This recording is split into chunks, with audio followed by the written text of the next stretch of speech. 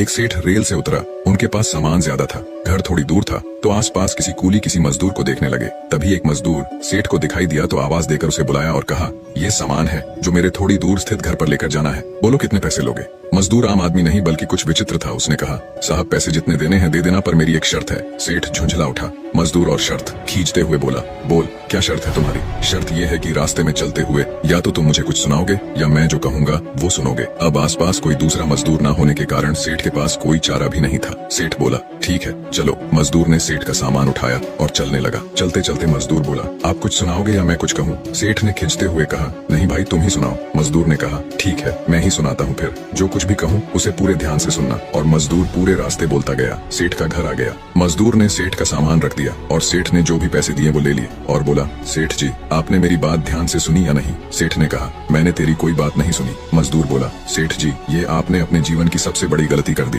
कल 7 बजे आपकी मृत्यु होने वाली है। अब सेठ को गुस्सा आया और बोला, तेरी बकवास बहुत सुन ली, जल्दी से यहाँ से चलता बन, नहीं तो तुझे अब मार पड़ेगी। मजदूर बोला, मारो या छोड़ो पर कल 7 बजे तुम्हारी मृत्यु तय है। अब सेठ कुछ सीरियस हुआ और बोला, मरना तो सभी को है, अगर मैं कल मरने भी वाला हूँ तो उसमें अब क्या कर सकता हूँ। मजदूर बोला, मरने वाले तो हो आप, इसे तो कोई टाल नहीं सकता, पर तुम अब भी मेरी बात सुन लोगे तो वो तुम्हारे मृत्यु के बाद भी काम आएगी। सेठ बोला, अच्छा सुना, मैं तेरी बात अब पूरे ध्यान से सुनूंगा। मजदूर बोला, मरने के बाद जब तुम ऊपर जाओगे तो तुमसे पूछा जाएगा, पहले तुम पाप का फल भुगतोगे या पुण्य का। तब तुम कहना पाप का फल भुगतना चाहता हूँ, पर साथ साथ पुण्य का फल आंखों से देखना चाहता हूँ। इतना कहकर मजदूर चला गया। अगले दिन ठीक 7 बजे सेठ की मृत्यु हो गई। ऊपर गया तो यमराज ने वही सवाल पूछा, बोल पहले पाप का फल भुगतेगा या पुण्य का। सेठ को मजदूर की बात याद थी तो बोला, मैं पाप का फल भुगतने के लिए तैयार हूँ, पर साथ साथ पुण्य के फल को आंखों से देखना चाहता हूँ। यमराज बोले, ये क्या बात हुई, यहाँ तो बारी बारी तुम्हें अपने कर्म भुगतने पड़ेंगे। सेठ बोला, फिर मुझसे पूछा ही क्यों, अब पूछा है तो उसे पूरा करो। पृथ्वी पर तो अन्याय होता बहुत देखा है, पर यहाँ तो मुझे ये उम्मीद बिल्कुल भी न थी। यमराज सोच में पड़ गया।